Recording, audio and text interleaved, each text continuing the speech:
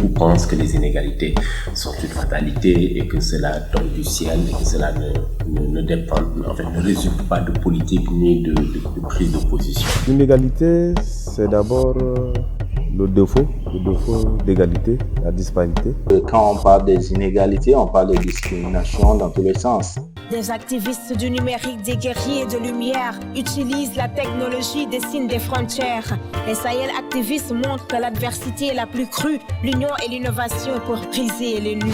Engagés à réduire ce fléau, c'est-à-dire les inégalités que peuvent vivre filles comme garçons. Lorsqu'on parle des inégalités, c'est trop criard dans le Sahel. Les inégalités au Sahel peuvent s'expliquer par plusieurs causes. Les pays du Sahel sont les moins engagés, ou bien font partie des pays les moins engagés à réduire les inégalités.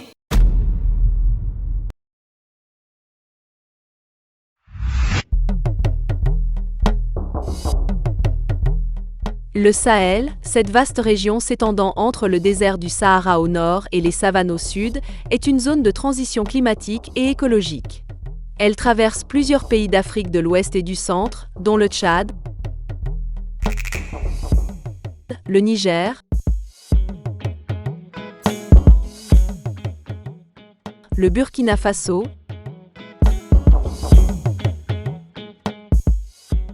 et le Sénégal.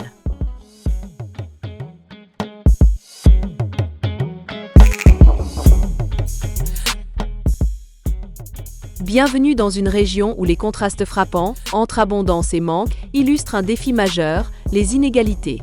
Il faut dire que nous, personnes atteintes d'albinisme au Burkina Faso, nous rencontrons une inégalité liée à la reconnaissance civique. Les parents trouvent souvent que ce n'est pas la peine de les faire établir donc l'acte de naissance, alors que c'est ça le premier document civique. Nous vivons de l'inégalité sur l'inaccessibilité, par exemple, des voies de communication. Nous vivons l'inégalité également dans l'éducation de nos enfants. Nous, les jeunes d'aujourd'hui, on a beaucoup souffert dans le milieu éducatif que nous rencontrons aujourd'hui. Être diplômé sans emploi, c'est vraiment compliqué dans ce pays. Les enfants ne sont pas scolarisés comme il se doit. Ils n'ont pas un appui matériel, un appui financier. Il y a aussi un problème d'inégalité dans le domaine des enseignants qui sont affectés pour permettre la bonne formation des élèves. Le droit à l'éducation qui n'est pas totalement reconnu par les parents. Nous saluons les efforts faits par le gouvernement de Burkina Faso qui prône l'éducation inclusive en faisant inscrire les enfants handicapés, y compris les enfants atteints d'albinisme dans nos écoles. Mais il y a des parents d'enfants atteints d'albinisme qui estiment que l'enfant atteint d'albinisme ne réussira pas à l'école. Sur le plan aussi sanitaire, on peut dire que les inégalités n'en manquent pas. On a toujours souffert, on a toujours le taux de mortalité. Par exemple, au mois de l'accouchement, on peut s'occuper de la femme des responsables avant de prendre la femme des minoritaires. Nous avons des situations d'injustice liées à la recherche de l'emploi, étant donné que les personnes atteintes d'albinisme n'ont pas une vision normale, beaucoup n'ont pas donc pu suivre les études et obtenir les diplômes qu'il faut, donc il y a donc des difficultés à obtenir de l'emploi et surtout à postuler à des concours de recrutement du personnel au niveau de l'État, tout comme au niveau du privé. Il faut également parler de l'inégalité dans le domaine conjugal. Aujourd'hui, la femme est battue et le droit de l'homme est bafoué. Dans un monde soi-disant moderne, où même les besoins précaires sont en berne, les inégalités grondent où la souffrance en crève, la population vit toujours dans le rêve. Santé, éducation, eau potable, alimentation, des droits fondamentaux noyés dans l'abandon. Dans les villages reculés, la santé s'effrite. Absence de médecins, de soins. D'où proviennent ces inégalités ? Quelles sont les causes historiques, culturelles, économiques et politiques à l'origine de ces disparités profondes dans une région confrontée à des défis sécuritaires et climatiques majeurs ? Un questionnement est nécessaire pour comprendre et, espérons-le, pour démanteler les barrières à l'équité. On peut dire que les inégalités au Sahel peuvent s'expliquer par plusieurs causes, et notamment des causes socio-culturelles, des causes économiques, des causes historiques et bien sûr des causes sécuritaires. On va dire que la principale cause, c'est l'accès aux ressources. Ce sont des zones traditionnellement qui ont été abandonnées par l'État, où les investissements n'ont pas été effectués de manière optimale. Ce qui fait que donc ce sont des populations dans ces zones qui ont été délaissées. Et au bout d'un certain moment, bien sûr, il y a eu un certain appel à l'extrémisme, vis-à-vis de l'extrémisme violent. Et les choses ont essaimé à partir du Mali et jusqu'à atteindre le nord du Burkina Faso, le Sahel du Burkina Faso. Et dans la zone des 3 frontières, principalement, il y a des menaces qui existent là-bas et qui constituent des inégalités graves pour les populations. Il faut noter que sur le plan historique, l'héritage colonial a profondément marqué la région du Sahel. Les frontières artificielles tracées par les puissances européennes ont divisé les communautés et ont créé des tensions ethniques qui persistent de nos jours. Historiquement, dans le Sahel, dans le Séno, au Burkina Faso, il y a un système de caste. Et ce système de caste fait que traditionnellement, il y a au sein de la société, on va dire, 2 types de citoyens.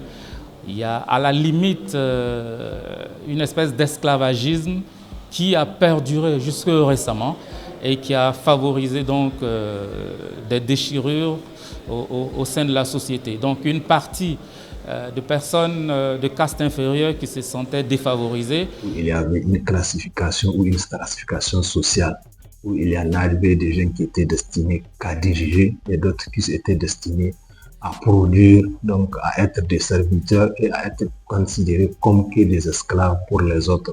Donc, comme le disait Rousseau, la source des inégalités est née de cette classification ou de cette considération historique que certains puissent jouir de toutes les prérogatives et que d'autres n'ont que de droits et d'autres n'ont que de devoirs de notre communauté. Voilà. Maintenant, politiquement, ce que du point de vue politique, si nous regardons, on peut voir du point de vue électoral, on peut voir aussi les inégalités du point de vue donc accès aux services publics ou à la situation de pouvoir voir en termes de renforcement des capacités. Donc politiquement, en termes électoraux, il y en a aussi de ce point de vue. C'est vrai, les textes disent que tous les êtres humains naissent libres et égaux en droit et en devoir. Mais du point de vue pratique, nous nous rendons compte qu'effectivement, cela n'est pas vrai. Dans la mesure où, pour faire de la politique, il faut absolument avoir des moyens. Sur le plan économique, la dépendance aux matières premières et à l'agriculture de subsistance rend les pays du Sahel vulnérables aux chocs climatiques qui peuvent exister et qui existent déjà de nos jours. Le manque de diversification économique et d'industrialisation limite les opportunités d'emploi et de développement. Qui parle d'économie parle de financement et qui parle de financement parle des moyens Or, en termes même de revenus, si vous considérez, il faut avoir une certaine capacité pour avoir un bon revenu. Maintenant, en termes aussi d'investissement, il faut avoir des capacités, il faut aller à la banque prêter. Et pour aller à la banque prêter, il faut avoir des garanties. La garantie, c'est avoir une parcelle, c'est avoir une maison, c'est avoir un titre foncier. Or, le pauvre n'a pas les moyens de le faire. Donc, par conséquent, il ne peut pas jouer des opportunités économiques pour pouvoir le faire. Face à ces défis, des initiatives locales et des projets communautaires cherchent à améliorer l'accès aux services essentiels. Africtivist a lancé Sahel Insight, une initiative visant à sensibiliser et à mobiliser les communautés contre les inégalités.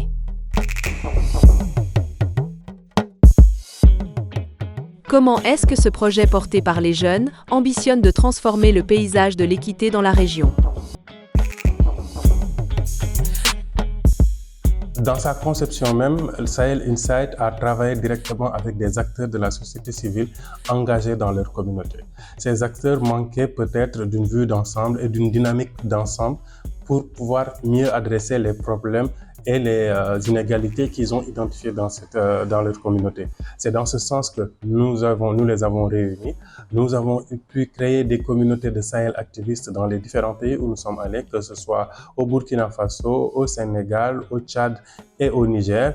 Et là, ces groupes ont travaillé ensemble, se sont réunis, ont pu identifier les inégalités dans leur pays, ont pu les mettre un peu dans une liste, disons, de priorités et pouvoir donc les adresser à travers les campagnes qu'ils ont déroulées. C'est dans ce sens-là qu'on a pu vraiment contribuer à atteindre les communautés de base, parce qu'il ne s'agissait pas de venir avec une liste d'inégalités déjà identifiées et de leur dire voici les inégalités sur lesquelles vous devez travailler, mais c'était vraiment l'expression de ces communautés-là à travers les acteurs de la société civile avec qui nous avons travaillé à mettre en place une dynamique de co-création et de co-construction afin d'être le plus impactant possible.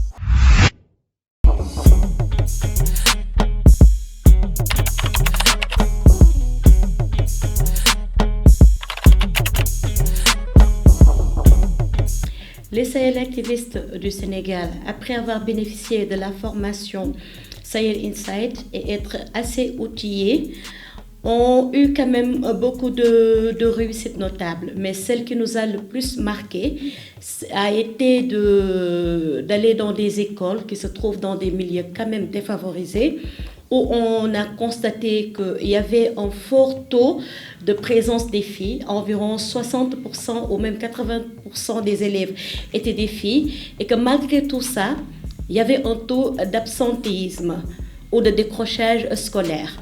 Pourquoi? Quand on a fait notre étude, quand on a cherché à savoir le pourquoi, on s'est rendu compte que le manque d'hygiène menstruelle était un vrai problème qui freinait l'épanouissement et qui freinait les filles, qui les empêchait de pouvoir aller à l'école tous les jours, surtout lorsqu'elles étaient confrontées à certaines difficultés.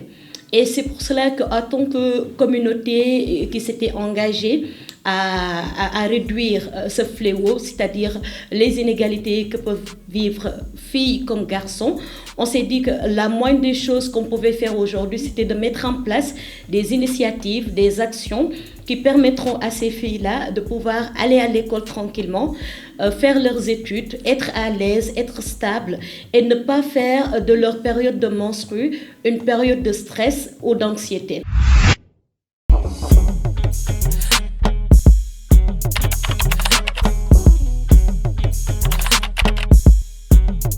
Alors, il faut d'abord savoir que le Sahel Activist Niger était un dynamisme de 20 jeunes venus de plusieurs structures qui ont été formées par Africtivist.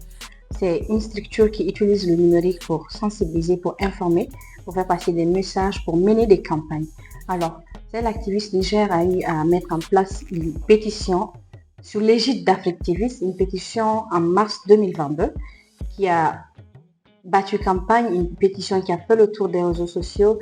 Je suis Sherifat Abdou, étudiante en licence nutrition. J'ai eu la chance de suivre un cursus scolaire normal, car l'école était un lieu sûr d'apprentissage. Malheureusement, beaucoup d'enfants n'ont pas eu cette chance à cause des incendies des classes en période. Et si rien n'est fait, beaucoup n'auront pas la même chance que moi. Donc, j'ai dit oui à l'école et non aux classes en paillotes. Faites comme moi, signez cette pétition. Qui a poussé les autorités à mettre en place l'initiative d'une table ronde avec les partenaires techniques et financiers et collecter des fonds qu'ils ont décidé d'injecter dans la construction des classes en matériaux définitifs pour remédier au problème des incendies récurrents. Et Sahel Activistes Niger a travaillé avec d'autres structures comme FAD, comme UNESCO sur leur initiative de Hello Ado pour UNESCO et la campagne Parce que je suis jeune de FAD. FAD qui est une structure aussi locale où ils ont mené une campagne en ligne pour dénoncer les problèmes reliés aux services sociaux de base, l'accès et tout ce qui va dans le cadre de les violences faites aux femmes.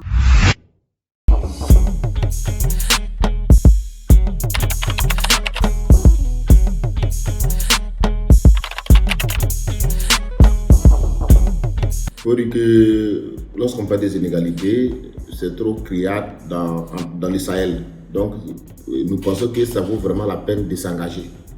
Raison pour laquelle Sahel Activistes Faso vraiment s'est engagé corps et âme contre les inégalités. Et comme action, il faut dire que depuis que nous avons reçu la formation avec Africtivistes et WIDAF, nous avons vraiment une ligne qui nous permet de mener à bien nos actions. Voilà, sur le champ, nous avons mené une campagne sur qu'on appelle le mariage, contre le mariage des jeunes filles, et également une campagne digitale qui portait sur les mutilations génitales de la femme. Voilà, par ailleurs, on a eu également des formations sur l'utilisation de l'outil informatique et l'intelligence artificielle. Et il y a eu vraiment de l'enthousiasme, il y a eu assez de participants. Nous avons également invité d'autres organisations partenaires qui ont participé, qui ont beaucoup apprécié ce que nous faisons. Donc tout ça, c'est possible grâce à Oxfam et Africtivistes qui nous appuient à tout moment.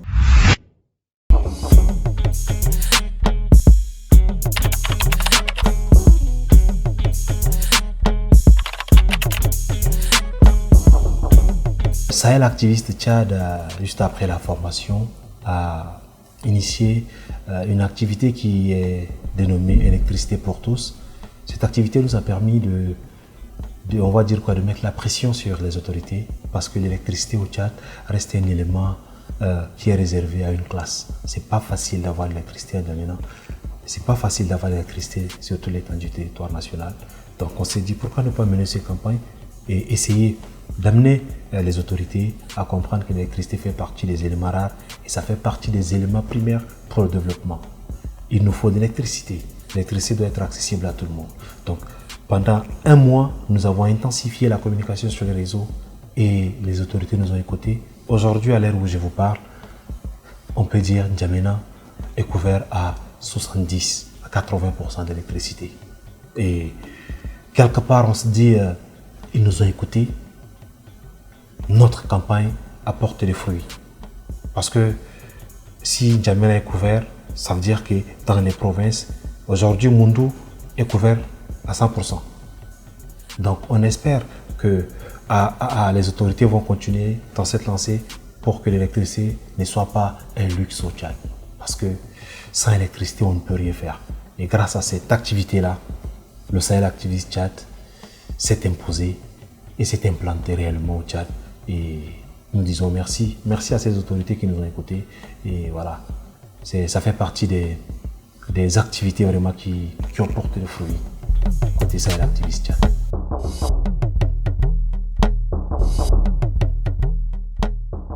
Qu'en est-il des mesures concrètes que les gouvernements et la communauté internationale doivent prendre pour combattre les inégalités ? Depuis plusieurs années, les États du Sahel font face à une situation sécuritaire délétère qui les amène à accentuer leurs efforts à la résolution de cette crise-là. Mais à mon sens, cette crise est une situation conjoncturelle. Donc il faudrait trouver des pistes de solutions pour résoudre les problèmes structurels qui ont conduit à cette situation.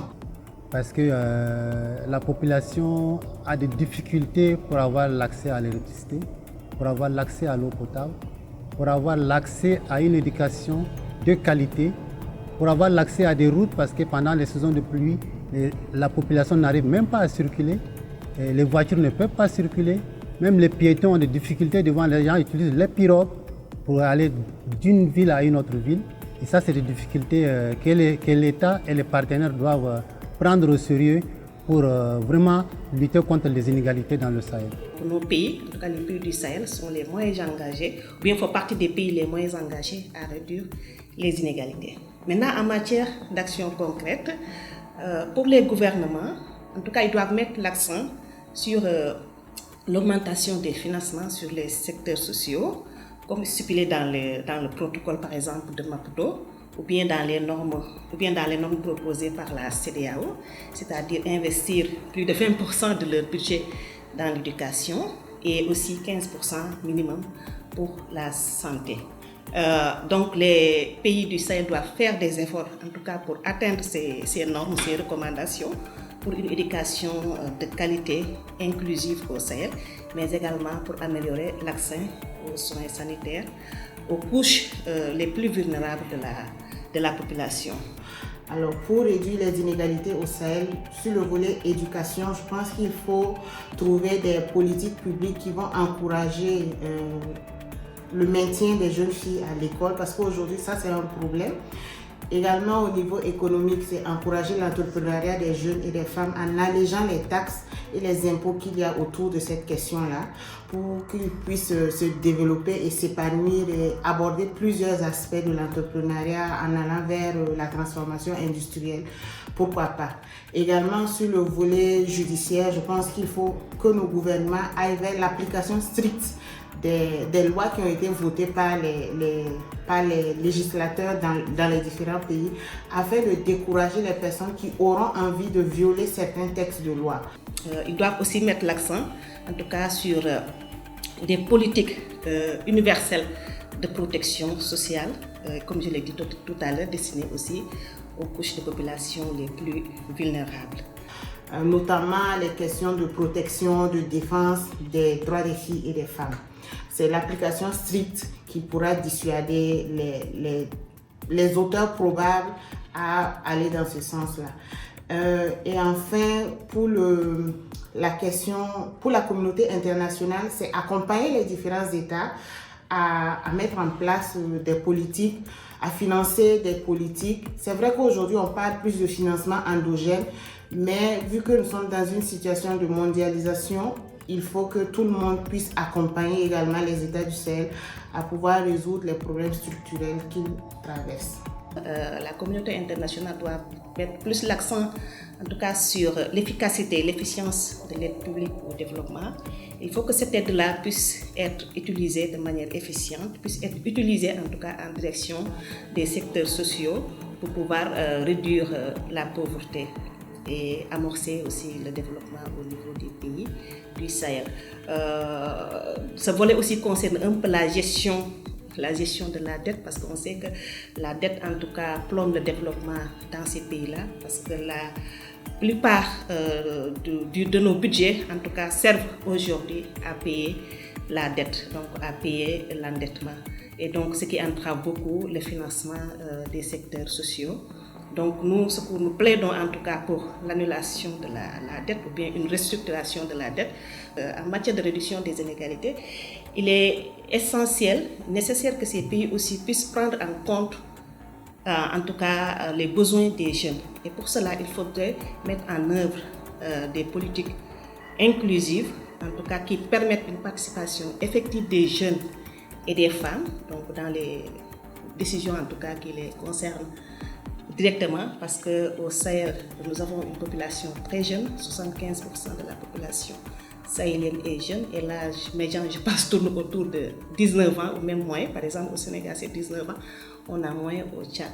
Donc vraiment, pour un développement, bien pour lutter efficacement contre les inégalités au Sahel, il est essentiel que les politiques puissent prendre en compte les besoins des jeunes et que ces jeunes et femmes puissent participer de manière efficace pour un avenir radieux au Sahel.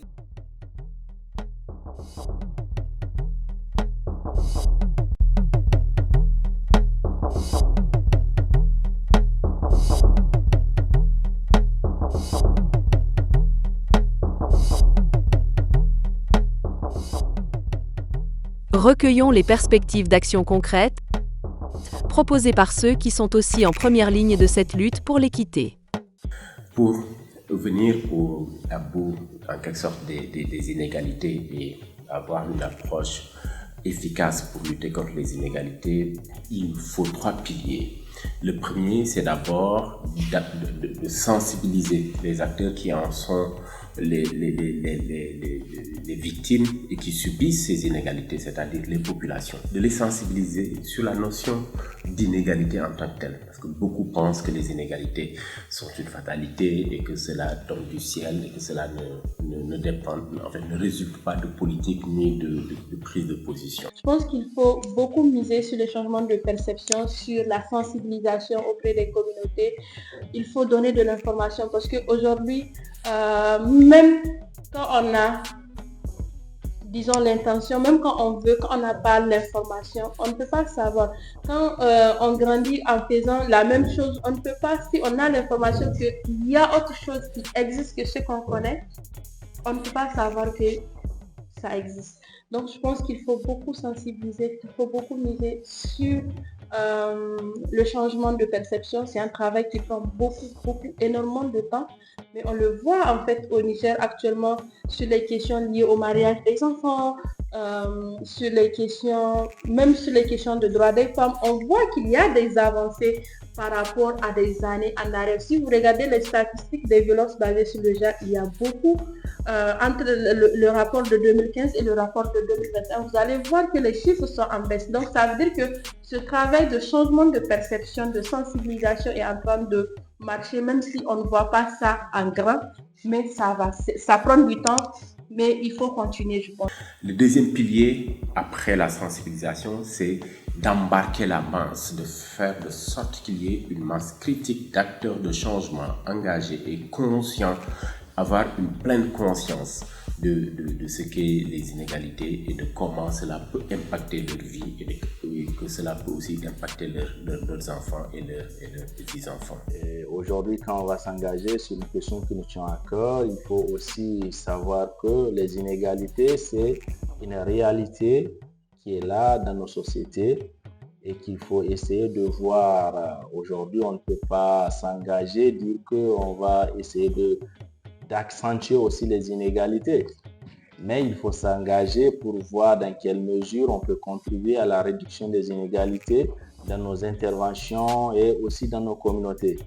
Et comment s'engager pour lutter de manière significative à réduire les inégalités. Moi, je pense que ça passe d'abord par la volonté de concevoir quelque chose qui sera collectif, quelque chose qui sera aussi collaboratif. Parce que quand on parle des inégalités, on parle de discrimination dans tous les sens. Le troisième pilier, c'est l'action politique. Il faut de véritables politiques publiques capables de répondre aux attentes, aux aspirations, mais aussi capables de répondre efficacement pour lutter contre les inégalités. Et pour ces politiques publiques, il faut naturellement un courage politique qui est au-delà d'une simple volonté politique qui pourrait être abstraite, parce que tous les présidents élus disent qu'ils veulent travailler pour leur population, mais au fond, les actions qu'ils posent diffèrent des engagements de début. Et donc, il faut ce courage politique, il faut cette volonté et il faut des actions publiques capables de résorber le gap qui existe entre tout ce qui est écrit et dit et tout ce qui est fait pour que les populations puissent bien tirer profit des ressources de leur territoire, des ressources de leur continent et des ressources du sous-sol. Donc l'engagement sur ce point des inégalités, moi je pense que c'est une question de défense. C'est une question où il faut essayer de défendre une cause qui est noble. C'est pourquoi nous, Africtivistes, nous avons développé ce toolkit qui est une boîte à outils qui s'adresse à l'ensemble des jeunes africains et qui se voudrait être un outil d'intelligence collective pour comprendre d'abord les inégalités, mais aussi pour avoir des approches systémiques afin de résorber ce gap, mais aussi de poser des actions de terrain, des actions de sensibilisation, des actions d'information pour embarquer toute la population afin qu'ensemble, qu'on arrive à venir au bout de ce phénomène et de faire vivre chaque Africain sur le sol où il est, de vivre pleinement et de vivre dignement en exploitant les ressources que lui offre la nature et que lui offre son continent. Dans un monde soi-disant moderne, où même les besoins précaires sont en berne, les inégalités grondent où la souffrance en crève, la population vit toujours dans le rêve. Santé, éducation, eau potable, alimentation, des droits fondamentaux noyés dans l'abandon. Dans les villages reculés, la santé s'effrite. Absence de médecins, de soins, juste la foi qui subsiste. Les femmes accouchent sur des charrettes au moment où nos dirigeants font la fête. Qu'en est-il du droit à la santé et la loi qui protège ces âmes enchantées? Les écoles, loin des rêves, loin des livres, des salles vides, des tableaux craquelés, l'esprit s'enivre. Les enseignants, soldats de l'espoir, font de leur mieux. Sans ressources, sans soutien, l'avenir est en jeu. Là où le soleil s'élève sur des terres arides, les enfants marchent des kilomètres, leur soif les guide. À la recherche de l'eau, leur bleu qui manque. Des maisons sans toit, ils se contentent de leur tente.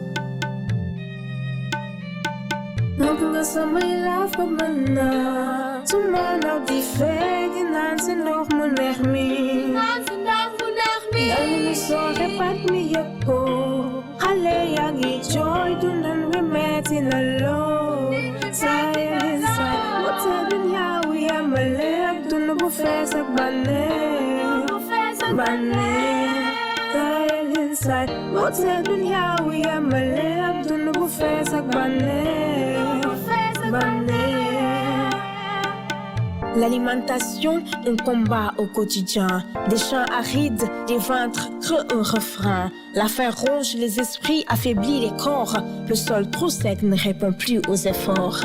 Les enfants forcés à aller au champ. Des filles forcées au mariage. C'est méchant. Qu'en est-il de la protection contre toute forme de violence, d'abus et de négligence? La mutilation génitale féminine, qu'est-ce qu'on dit la loi? Est-ce qu'on a le droit de le dénoncer à haute voix? Droit à la non-discrimination, l'égalité bafouée, l'accès aux opportunités, les ressources sont centrées.